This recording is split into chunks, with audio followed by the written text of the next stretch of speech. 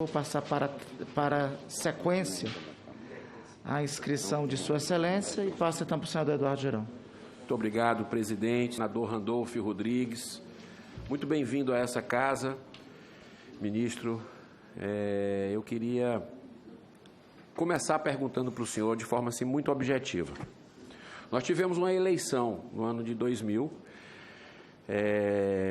que foi autorizada pelo ministro Barroso, e a gente estava no meio de uma pandemia. Eu queria saber do senhor se, de alguma forma, isso pode ter colaborado com a ampliação, com o contágio do vírus em nossa população brasileira, a realização dessa eleição que teve, em muitos locais, aglomerações, andar nas ruas, comícios, né? Eu queria saber, já que muitas pessoas são assintomáticas, né? A maioria das pessoas que são infectadas pela coronavírus são assintomáticas e continuam transmitindo sem saber, eu queria lhe perguntar sobre o impacto. Isso pode ter agravado uma segunda onda no nosso país?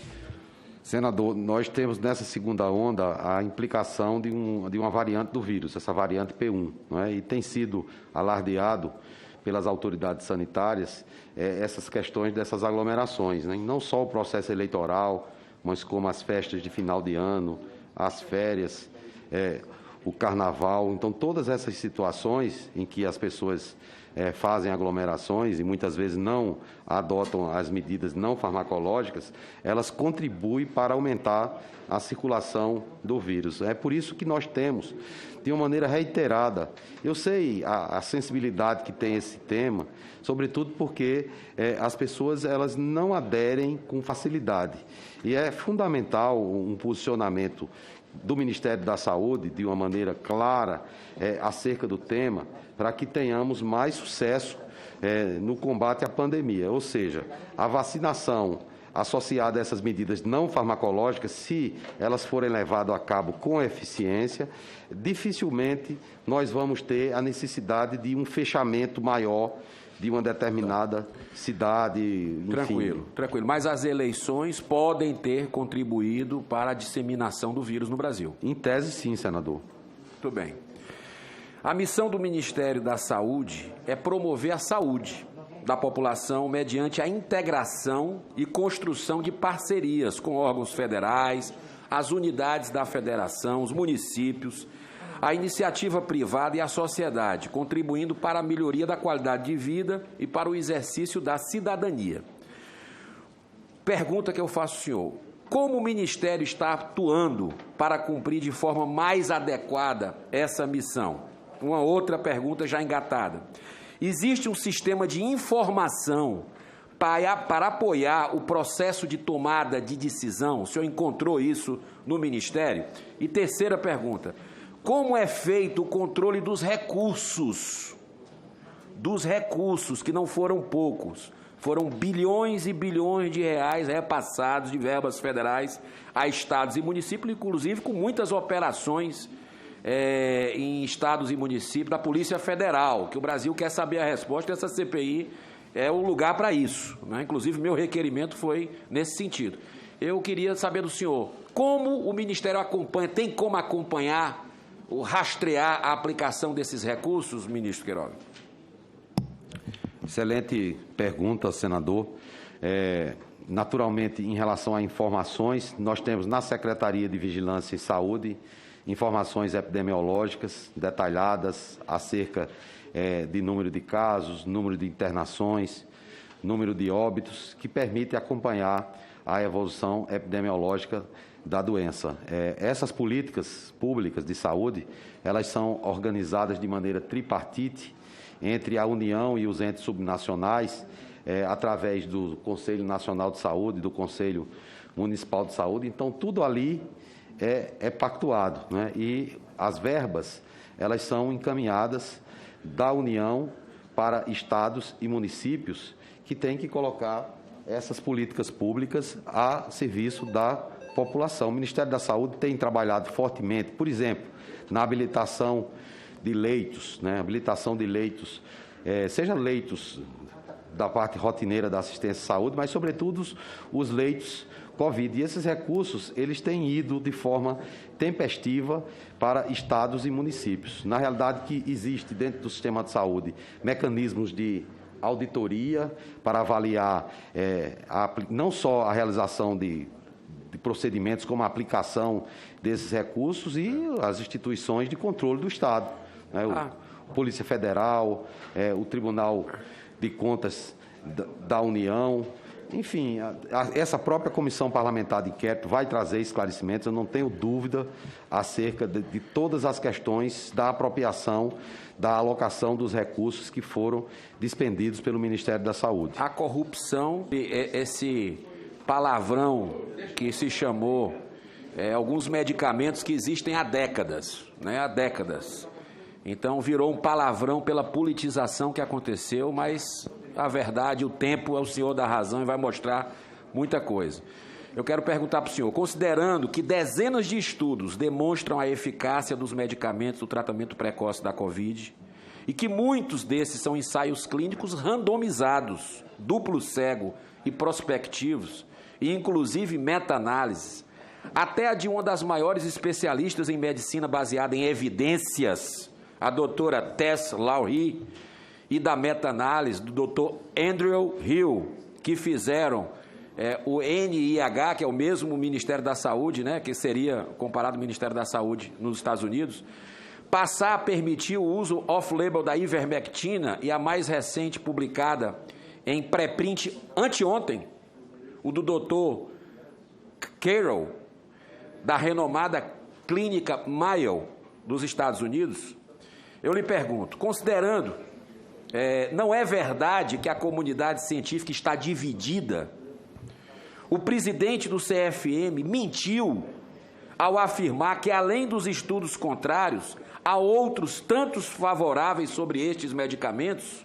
Pergunta que eu lhe faço. E a última. Os estudos científicos são 100% à prova de erros, de vieses e de interferências?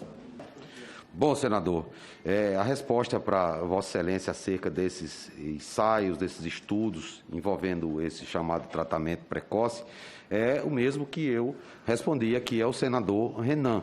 Então, existem realmente duas correntes que discutem esse assunto de uma maneira muito calorosa, e a solução que o Ministério da Saúde tem para resolver essa questão é a elaboração de um protocolo clínico e uma diretriz terapêutica na forma da lei, né? E isso está sendo feito. E todas essas questões devem ser discutidas pela parte técnica. E após a discussão da parte técnica, esse protocolo clínico, essa diretriz terapêutica, será colocada em consulta pública, onde essas divergências elas serão discutidas amplamente, para depois haver um posicionamento final do Ministério da Saúde, através da Secretaria de Ciência e Tecnologia e Insumos Estratégicos, e se houver questionamentos, vai caber ao ministro deliberar sobre o protocolo. Isso tem que ser feito, aqui, senador Renan, isso tem que ser feito de uma maneira célere, não é? Porque nós não podemos ficar, a essa altura do campeonato, sem ter uma política pública clara a respeito desse tema. Não é? Eu fiz aqui, quando eu falei em relação ao Regencov, essa medicação, eu fiz, inclusive citei que não havia publicação científica a respeito do fato, e a minha opinião, que eu aqui trouxe à luz, foi em função do que estava em relação à Anvisa. Não reclamei. Eu não fiz um juízo de valor acerca da incorporação ou não. Não, eu não reclamei. Eu falei apenas que o senhor É. tratou diferentemente esse medicamento e a cloroquina. Não, a cloroquina é o mesmo tratamento. Não só a cloroquina, como tocilizumab, como todos os outros medicamentos que possam ser considerados para o tratamento da Covid-19. A azitromicina também é outro medicamento, a ivermectina, corticoide, dexametasona. Toda essa evidência, me permita, senador Girão, ela foi construída ao longo de um tempo relativamente curto, né? Então, o primeiro medicamento que mostrou uma eficácia foi a dexametasona, um medicamento antigo, como a cloroquina. A cloroquina é mais antiga, né? E esse medicamento ele é útil nos pacientes que têm insuficiência respiratória e esses que precisam de oxigênio. Isso já é mais ou menos um consenso na classe médica. Quanto a isso, não há divergência. Isso precisa ser colocado, senador, em um protocolo clínico para a gente convergir, onde a convergência vai trazer benefícios claros para os nossos pacientes. E nos pontos de divergência, essas divergências serão superadas. Claro, eu só peço ao presidente que reponha os 3 minutos aí que eu tenho. Perfeitamente, acrescento 4 minutos, inclusive, a Vossa Muito Excelência, obrigado, tá bom? presidente. Muito obrigado pela sua tolerância e justiça. Considerando que o FDA somente pode autorizar o uso emergencial de uma vacina ou medicamento se não existir tratamento adequado, aprovado e disponível para a doença, será que isto pode ter contribuído para uma grande resistência aos medicamentos do tratamento precoce, agravada por terem perdido patente e serem de baixo custo? Essa é uma curiosidade que eu tenho, ministro.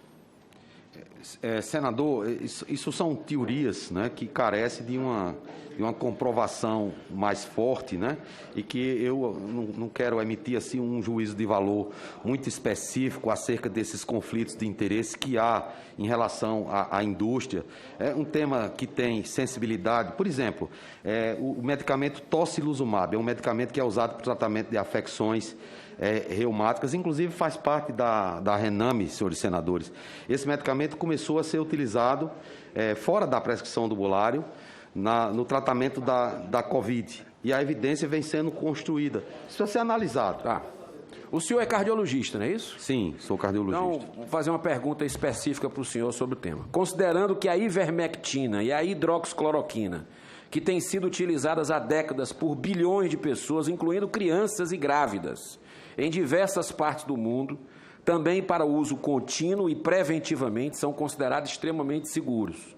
Considerando-se as críticas de se associar arritmias ao uso da hidroxicloroquina, conforme demonstra o consenso científico atual, como o Statement Journal of Arrhythmias, da Sociedade Europeia de Cardiologia, de que nas doses adequadas não provoca arritmias graves, considerando que o Covid-19 também ataca o fígado e o alto risco de hepatoxicose do paracetamol, amplamente utilizado, médicos demonstram o equívoco de associar com hepatite e cirrose com base em mera observação de pouquíssimos casos, somente relatados no Brasil, do uso de ivermectina, que tem apenas 2 registros. Repito, apenas 2 registros de casos com essa doença do fígado, segundo a LiverTox, do Instituto Nacional de Saúde dos Estados Unidos. É a última pergunta. Sob a orientação do médico, a avaliação e consentimento de cada paciente nas doses adequadas. Esses remédios não são seguros? Vossa Senhoria considera que esses médicos realizam crime ao prescrevê-los? Senador, conforme eu já respondi aqui ao senador Renan Calheiros e aos demais senadores, essa questão técnica ela será avaliada na Comissão Nacional de Incorporação de Tecnologia de uma maneira própria. Tá. E como eu sou instância que vou definir isso em última consequência, eu gostaria de reservar o posicionamento do Ministério se houver a necessidade do ministro ter que definir a questão do protocolo. Então, já que não deu para o senhor responder, considerando as dificuldades que estamos tendo de recursos humanos para atender às demandas da pandemia, notadamente na falta de médicos, há um gargalo, a pergunta que eu faço, há um gargalo na formação de médicos do Brasil? Que medidas o senhor pensa em adotar para atenuar o problema relatado? Essa é uma questão completa e não é só em questão de assistência especializada à saúde, mas também desde a atenção primária, senador Randolph. É necessário priorizar a atenção primária, não é só em relação ao setor público, é em relação também à saúde suplementar. Nós precisamos investir em novas tecnologias, como o programa de telesaúde, Os senhores aprovaram agora, durante a pandemia, uma lei que tornou mais acessível a telemedicina. Eu acho que é uma ferramenta importante, não só no suporte e assistência, mas também em relação a programas de teleeducação, programas de tele-UTI, para que UTIs com grande expertise possam dar suporte às UTIs que estão em locais mais remotos. Muito a se fazer. Muito a se fazer, e eu, para mim, como médico, tenho 30 anos de formado, mais de 30 anos de formado. A principal conclusão que temos dessa pandemia é a necessidade de fortalecimento do Sistema Único de Saúde. Isso inclui o fortalecimento do complexo industrial da saúde. Nós não podemos ficar reféns de importação de insumos estratégicos, como a questão dos insumos farmacêuticos ativos para a produção de vacinas, e nós temos instrumentos no Ministério da Saúde, como as PDPs, que podem ser muito úteis para encomendas tecnológicas. Enfim, temos que nos unir para fortalecer o Sistema Único de Saúde e para oferecer as respostas que a sociedade existe de todos nós, de quem está no Poder Executivo, de quem está no Poder Legislativo, no Poder Judiciário. O fenômeno da judicialização da saúde é outra questão que precisa ser discutida de uma maneira aprofundada. A gente assiste decisões judiciais que interferem na entrega da aplicação de uma segunda dose. Tudo isso leva a prejuízos para a concretude das políticas públicas no nosso sistema de saúde, senador. Muitíssimo obrigado, senador Eduardo Girão.